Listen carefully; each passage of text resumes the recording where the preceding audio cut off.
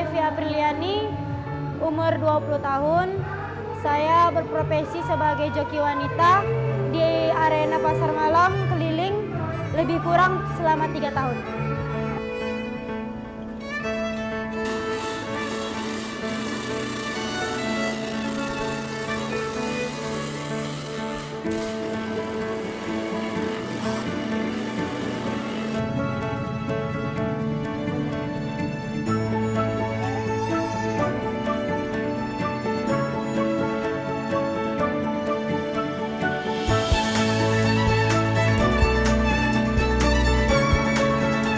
Pertama, saya menjaga penampilan ya selama bekerja, jadi orang lain pun nggak negatif, nggak berpikiran buruk terhadap saya karena pekerjaan.